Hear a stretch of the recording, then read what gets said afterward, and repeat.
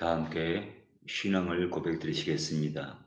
전능하사 천지를 만드신 하나님 아버지를 내가 믿사오며 그 외아들 우리 주 예수 그리스도를 믿사오니 이는 성령으로 잉태하사 동정녀 마리아에게 나시고 본디오 빌라도에게 고난을 받으사 십자가에 못 박혀 죽으시고 장사한 지 사흘 만에 죽은 자 가운데서 다시 살아나시며 하늘에 오르사 전능하신 하나님 우편에 앉아 계시다가 죄로서 산자와 죽은 자를 심판하러 오시리라. 성령을 믿사오며 거룩한 공회와 성도가 서로 교통하는 것과 죄를 사하여 주시는 것과 몸이 다시 사는 것과 영원히 사는 것을 믿사옵나이다. 아멘.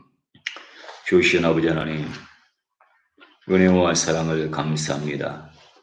지난 한 주간 동안에도 우리 주님의 은혜 가운데 저들을 붙들어 주시고 거룩한 주일에 이 시간 주님 앞에 나와서 신령과 진정으로 예배를 드리게 하여 주심을 감사를 드립니다.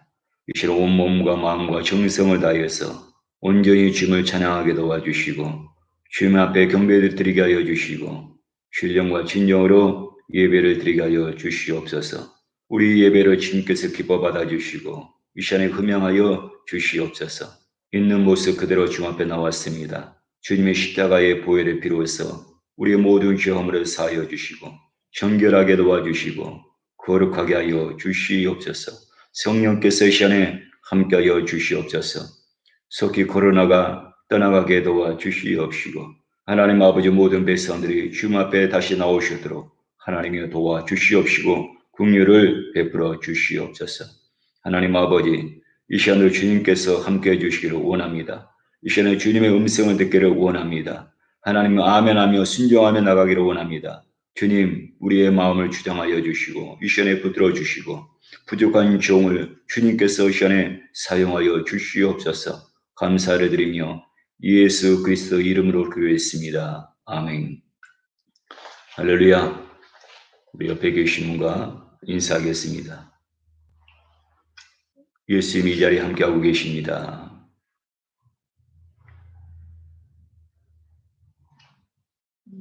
다시 한번 인사하겠습니다. 반드시 좋은 일이 납니다.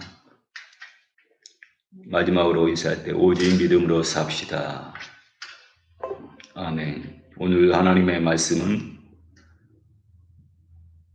요한복음 15장 7절에서 12절 말씀입니다.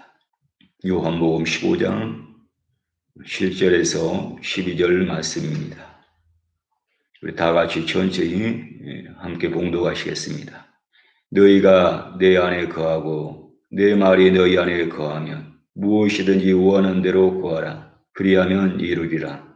너희가 열매를 많이 맺으면 네 아버지께서 영광을 받으실 것이요 너희는 내 제자가 되리라. 아버지께서 나를 사랑하신 것 같이 나도 너희를 사랑하였으니 나의 사랑 안에 거하라.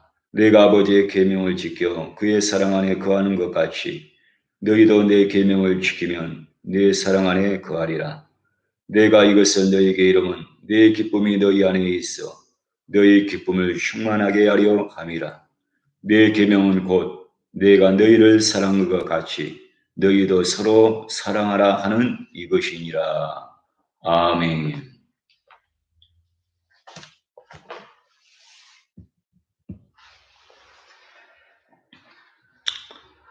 오늘 저는 본문 말씀을 중심으로 해서 제자가 되는 길 이것은 제목으로 은혜를 나누고자 합니다. 교회 안에서 함께 믿음 생활하는 사람들을 몇 가지로 호칭을 합니다. 성도라고 부르기도 하고 그리고 교우라고도 합니다. 또 그리스도인, 제자들 이런 호칭을 사용하기도 합니다.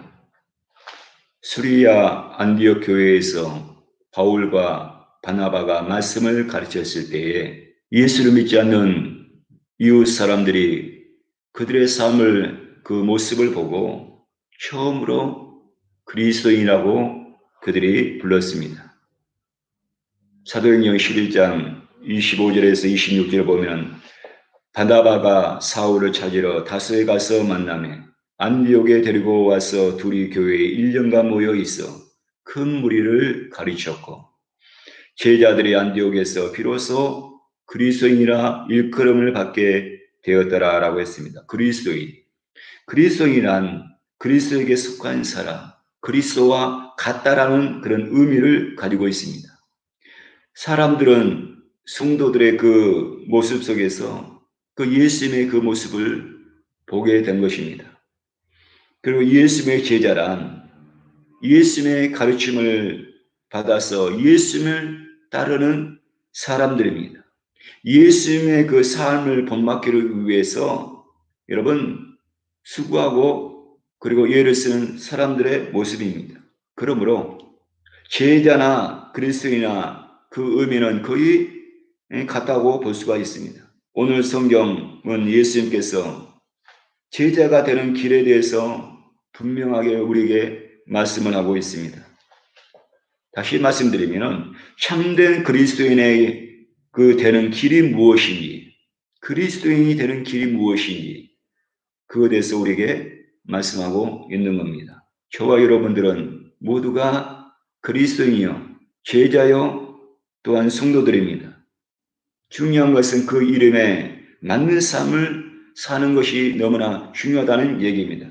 오늘 말씀 통해서 다시 한번 참된 제자의 삶, 참된 그리스도인의 그 삶을 회복하는 시간이 되시기를 예수님 이름으로 축원을 드립니다. 제자가 되는 게 첫 번째로는 예수 안에 거하는 사람이라고 했습니다. 4절을 보면 내 안에 거하라 나도 너희 안에 거하리라 했습니다. 7절을 보면 너희가 내 안에 거하고 내 말이 너희 안에 거함이라고 말씀하고 있습니다. 예수님 안에 있는 사람, 예수님이 내 안에 있는 사람이 여러분 제자입니다. 다시 말씀드리면은 언제나 예수님과 함께 사는 사람, 항상 예수님과 함께 있는 사람, 언제나 예수님과 함께 일하는 사람이 제자이고 그리고 그리스도인 것입니다. 예수님께서는 언제나 나와 함께 하시기를 원하셨습니다. 그리고 예수님께서 늘 함께 살기를 원하십니다. 그리고 항상 함께 일하시기를 기뻐하시는 것입니다.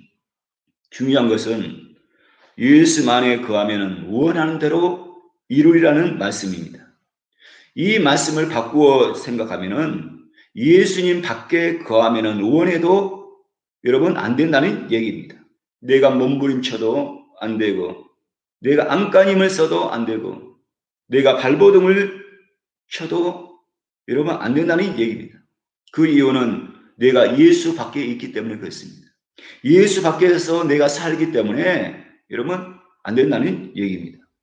어떤 사람들은 예수 안에 거함을 오해해서 나를 속박한다라고 생각하는 사람들이 있습니다. 어떻게 하든지 예수님 밖에서 살려고 몸부림치는 그런 사람들이 많습니다. 특별히 많은 젊은이들이 그렇습니다.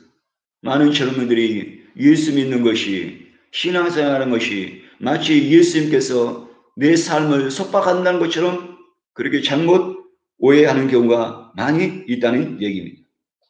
그러나 이것은 모든 것을 안 되게 하는 비결이라는 것을 우리가 알아야 되는 겁니다. 뜻을 이루고 행복한 삶을 살고 진실한 성공을 이루려면 예수 안에 거해야 되는 것입니다. 5절을 보면 나를 떠나서는 너희가 아무것도 할 수 없느니라고 했습니다. 제자는 예수 안에 거하는 사람이고 예수님이 내 안에 사시는 것입니다. 다시 말씀드리면 여러분 제자는 여러분 그리스도인은 항상 예수님과 함께하는 사람입니다. 예수님과 함께하는 사람, 예수님과 동행하는 사람, 이 사람이 바로 제자인 겁니다. 예수님께서 12 제자를 부르시고 택하셨습니다. 예수님께서 12 제자를 택하신 이유가 무엇입니까? 물론 복음을 전하고 전도하기 위해서 예수님께서 제자들을 택하셨습니다. 그러나 그것보다도 더 중요한 것도 있다는 것을 우리가 알아야 되는 겁니다. 그것은 예수님께서 제자들과 함께 하시기 위해서 그들을 택하셨다는 얘기입니다. 마가복음 3장 14절을 보면 이에 12를 세우셨으니 이는 자기와 함께 있게 하시고 또 보내사 전도도 하며, 예수님께서 12명의 제자를 선택하신 첫 번째 이유는 뭐냐? 자기와 함께 하시기 위함이다. 예수님과 함께 하시기 위해서 예수님께서 제자를 택하셨고 그 다음에 여러분 전도하기 위해서라고 분명하게 말씀하고 있습니다. 그렇기 때문에 좋은 제자란 누구인가? 좋은 그리스도인은 누구인가? 항상 언제나 예수님과 함께 있고 예수님과 함께 살고 예수님과 함께 일하는 사람입니다. 여러분 그 사람이 여러분 좋은 제자요? 여러분 좋은 성도인 것입니다. 두 번째로 제자가 되는 길은 여러분 열매를 맺는 사람이라고 말씀하고 있습니다. 오늘 성경 8절을 보면 너희가 열매를 많이 맺으면 네 아버지께서 영광을 받으실 것이요 너희는 내 제자가 되리라고 말씀을 하셨습니다. 너희가 열매를 많이 맺으면 주님께서 영광 받아주시고 그리고 너희가 내 제자가 되리라고 예수님께서 분명하게 말씀하고 있는 겁니다. 저는 2003년 4월 마지막 주일 예배 때에 파송 안수식을 가졌습니다. 그때 조영기 목사님께서 파송 안수식을 하실 때 기도를 하셨는데 저는 지금까지도 목사님께서 저에게 기도하신 그 기도의 내용을 분명하게 기억하고 있습니다. 가서 열매를 맺는 일을 하라. 가서 열매를 맺는 일을 하라. 열매 맺는 선교사가 되라는 얘기입니다. 열매를 맺는 사역자가 되라는 얘기입니다. 열매를 맺는 주의 종이 되라는 얘기입니다. 저는 이 말씀이 주님께서 저에게 주신 말씀이고 또한 저를 향하신 주님의 뜻이라고 저는 생각을 하고 있습니다. 주님께서 분명히 말씀하셨습니다. 너희가 열매를 많이 맺으면 하나님께서 영광을 받으실 것이요 너희가 내 제자가 되리라. 제자가 되는 길은 여러분 열매를 많이 맺어야 한다는 얘기입니다. 그리고 열매를 맺는 길에 대해서도 주님께서 말씀을 하셨습니다. 4절을 보면 가지가 포도나무에 붙어있지 아니하면 스스로 열매를 맺을 수 없음 같이 너희도 내 안에 있지 아니하면 그리하리라 했습니다. 5절을 보면 내가 그 안에 거하면 사람이 열매를 많이 맺나니 나를 떠나서는 너희가 아무것도 할 수 없음이라고 했습니다. 예수님 안에 거해야 된다는 겁니다. 내 안에 예수님이 계셔야 된다는 얘기입니다. 그러면은 예수님이 내 안에 계시면은 여러분 열매를 맺을 수 있다라고 말씀하고 있는 겁니다. 나무에는 크게 두 종류의 나무가 있습니다. 관상수가 있고 그리고 유실수가 있습니다. 여러분 관상수 나무에서 열매를 찾는 사람은 아무도 없습니다. 그러나 유실수라면은 당연히 그 나무에서는 여러분 열매를 있어야 되는 것입니다. 포도나무는 여러분 유실수입니다. 열매를 맺는 그런 나무라는 얘기입니다. 포도나무를 농부가 심는 것은 여러분 정원을 아름답게 하기 위해서 심은 것도 아니요. 땔감으로 사용하기 위해서 심은 것도 아니요. 가구를 만들기 위해서 여러분 그 나무를 심고 집을 건축할 때 사용할 제목으로 사용하기 위해서 여러분 포도나무를 심은 농부는 아무도 없습니다.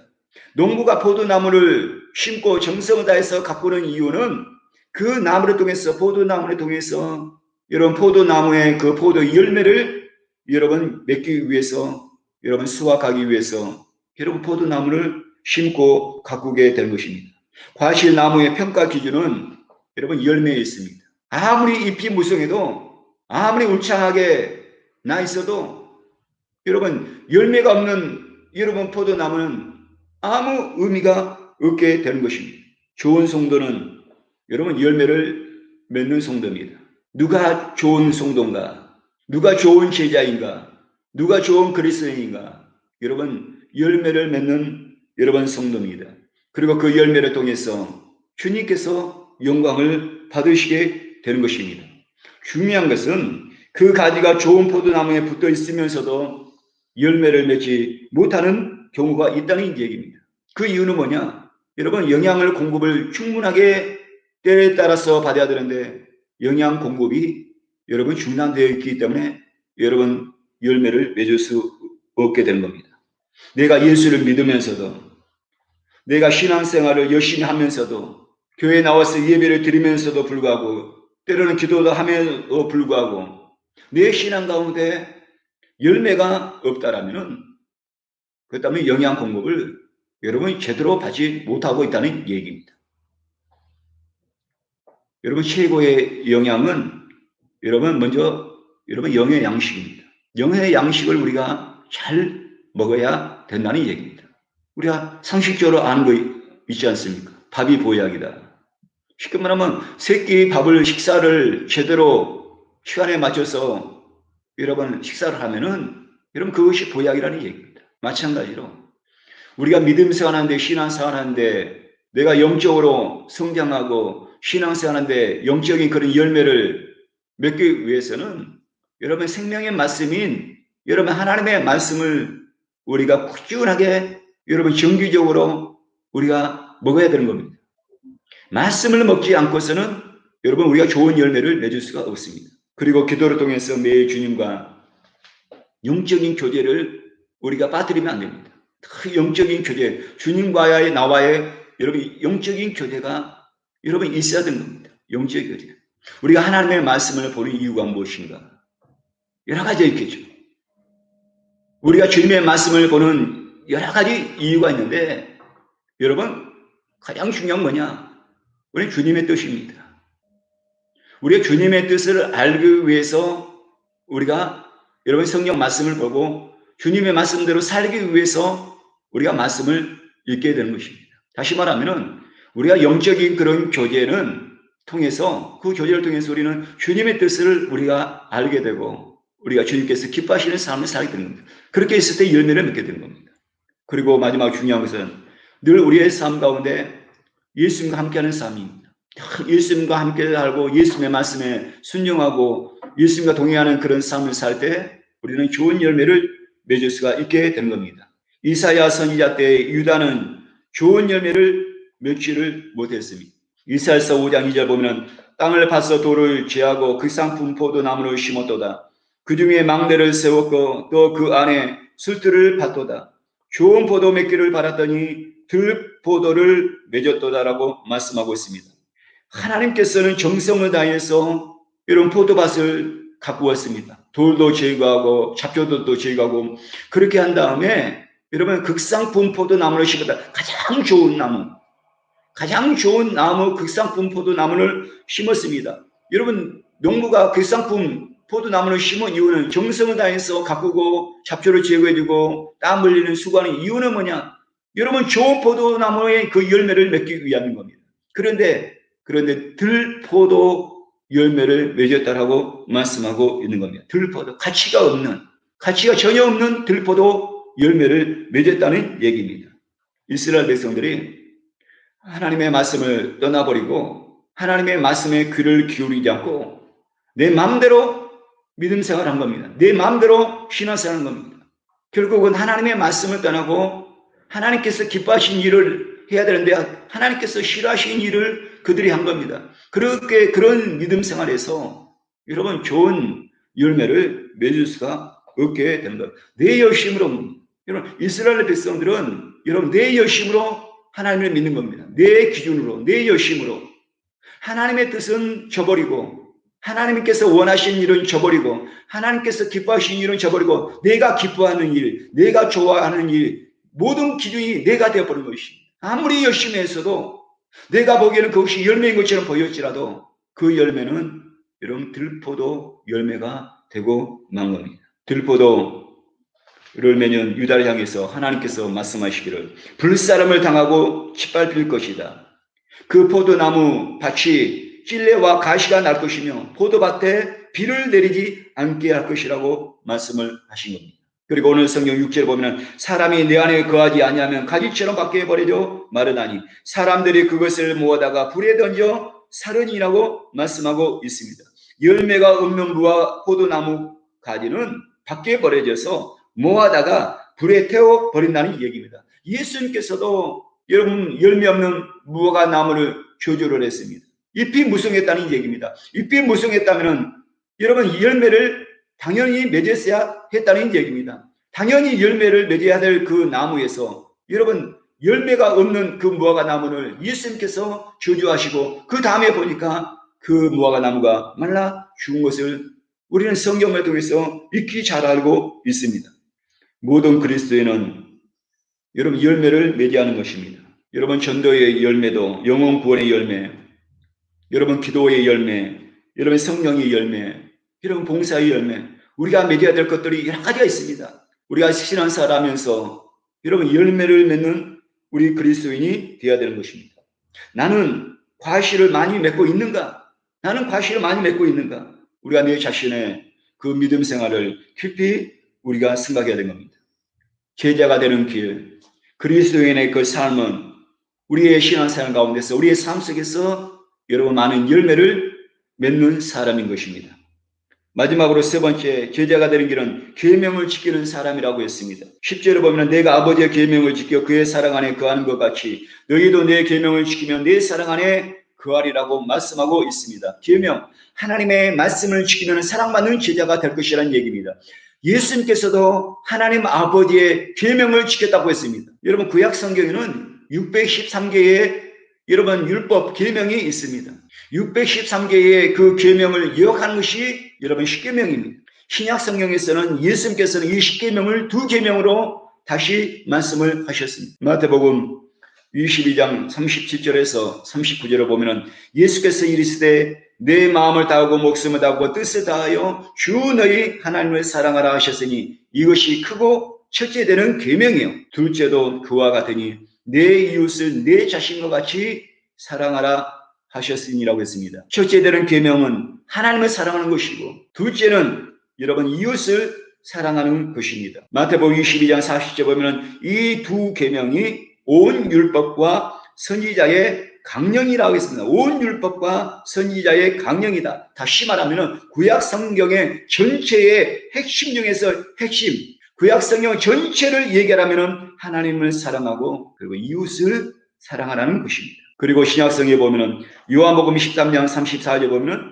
새 계명은 너희에게 주노니 서로 사랑하라. 내가 너희를 사랑한 것 같이 서로 사랑하라고 말씀을 하신 겁니다. 예수님께서 새 계명을 주셨다는 얘기입니다. 그 새 계명은 여러분 서로 사랑하는 것입니다.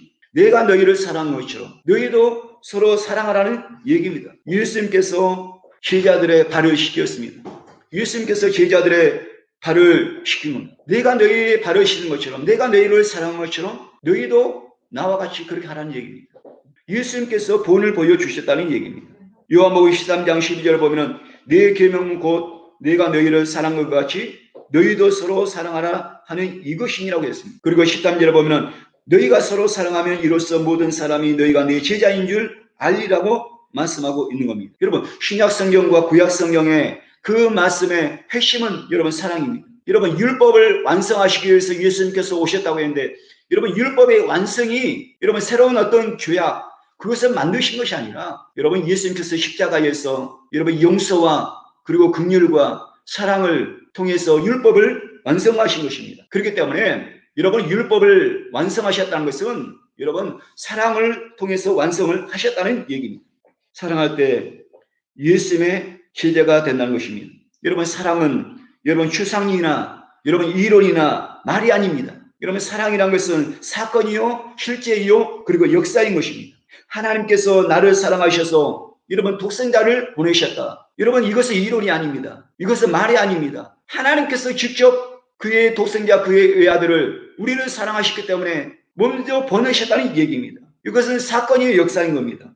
또한 예수님께서 나를 사랑하셔서 십자가에서 죽으셨습니다. 여러분 예수님께서 또한 제자들의 발을 닦으셨습니다. 여러분 예수님께서 그 사랑하는 표현을 제자들의 발을 닦고 씻으셨는데 이것이 추상적인 그런 의미가 아닙니다.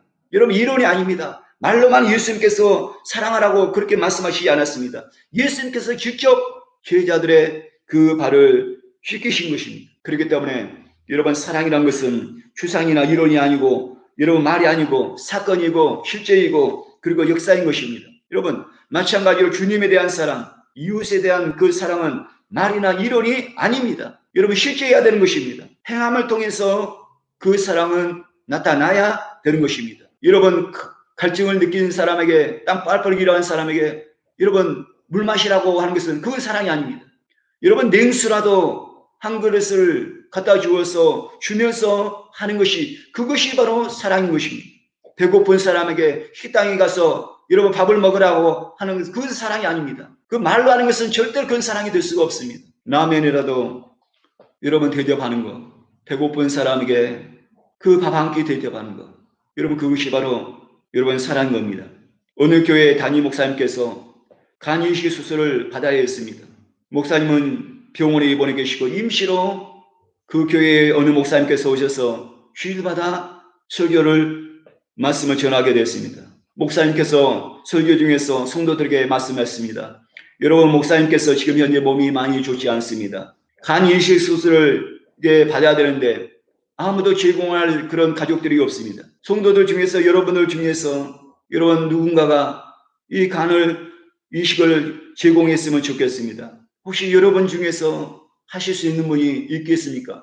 그러니까 거기에 모여있는 모든 성도들이 아멘 했습니다. 다 목사님에게, 담임 목사님에게 간을 제공하겠다고 한 겁니다. 그때 목사님께서 말했습니다. 모든 사람이 다 할 필요는 없습니다. 한 사람만 하시면 됩니다. 그래서 한 사람을 선택하는데 여기서 제가 작은 솜을 날리겠습니다. 날리면 그 솜이 앉은 분 위에 앉은 분에게 여러분 그것을 드리겠습니다.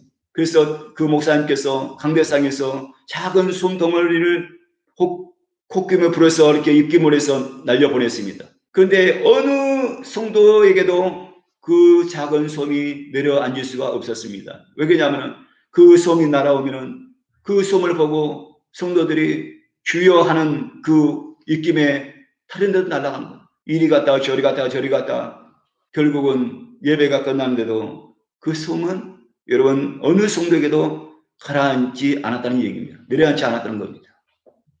이것은 저는 만들어낸 얘기라고 저는 생각합니다. 여러분 이 얘기에서 우리에게 준 건 무슨 말이냐? 말로는 쉽다는 얘기입니다. 말로는 안 해줄 것이 없습니다. 다 해줄 수 있습니다. 그러나 사랑은 여러분 말로 하는 것이 아닙니다. 오늘날은 복음을 전하기 가장 힘든 세상을 합니다. 가장 목회하기 힘든 그런 여건이 지금 시대라고 말합니다. 많은 교회와 성도들이 손가락질을 당하고 있는 그런 안타까운 시대에 저와 여러분이 살고 있습니다. 여러 가지 이유가 있겠죠. 가장 큰 이유는 참된 제자의 삶을 사는 목회자가 많지 않다는 얘기입니다. 그리고 성도들도 많지 않기 때문에 그렇습니다. 바라건대 여러분 제자의 삶입니다. 여러분 그리스도의 삶을 회복하시는 그런 교회가 되어야 되는 것입니다. 오늘 성경은 저와 여러분에게 여러분 제자가 되는 길, 여러분 참된 그리스도인의 삶이 어떤 삶이어야 되는 것에 대해서 우리에게 분명하게 예수님께서 우리를 가르쳐 주시고 계신 겁니다. 먼저는 우리가 예수님 안에 거하는 신앙이어야 된다는 겁니다.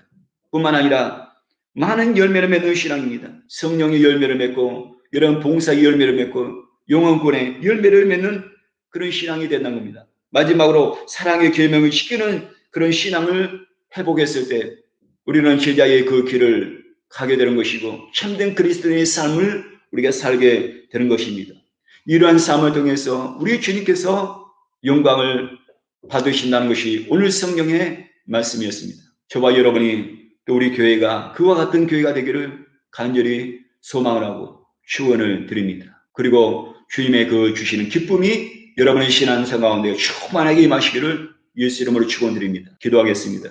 주신 아버지 하나님 은혜와 사랑을 감사합니다. 이 시간 우리 하나님께서 함께 도와주시고 도와주시고 붙들어주신 은혜와 사랑을 감사합니다. 오늘 말씀을 통해서 참된 그리스도인의 그 삶이 무엇인지 참된 제자의 그 삶이 무엇인지에 대해서 우리에게 분명하게 말씀하고 있습니다. 하나님 아버지 우리가 일평생 살아가면서 예수님 안에 거하는 신앙이 되게 하여 주옵소서. 언제나 예수님과 함께 있고 언제나 예수님과 함께 살고 함께 일하는 그런 성도의 신앙이 다 되게 하여 주시옵소서. 우리가 예수 안에 있었을 때에 여러분 많은 과실을 맺는다고 했습니다. 많은 과실을 통해서 너희가 내 제자가 되고 주님께서 영광을 받으신다고 말씀을 하셨습니다. 하나님 아버지요 우리의 신앙생활 가운데 하나님 입만무성한 신앙이 되지 않게 도와주시고 하나님이여 많은 열매들을 맺는 그러한 그리스도인의 모습이 되시도록 우리 하나님께서 함께하여 주시옵소서. 하나님 제자는 그리스도인은 주님이 주신 그 계명을 지킨다라고 했습니다. 그 계명은 사랑이라고 말씀하고 있습니다. 하나님의 사랑을 통해서 너희가 내 제자인 것을 보여준다고 말씀하고 있습니다. 하나님 아버지, 우리의 삶 가운데 예수의 그 은혜와 예수의 그 사랑으로 충만하시도록 우리 하나님께서 함께하여 주시옵소서.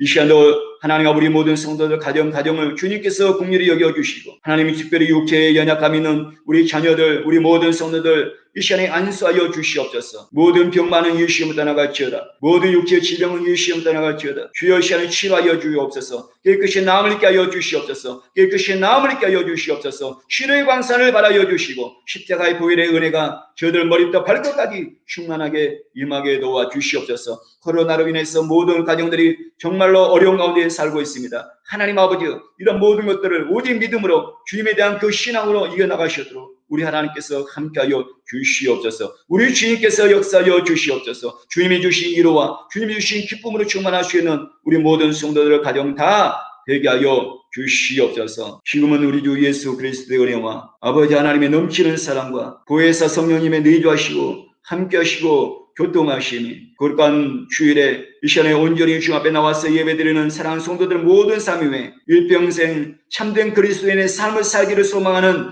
우리 모든 성도들 삶 가운데 자녀들 가운데 지금부터 영원토록 함께 계실지어다. 아멘. 할렐루야. 모든 영광 우리 주 앞에 올린 할렐루야. 감사합니다. 한 주간도 예수 안에서 승리하시기 바랍니다. 할렐루야.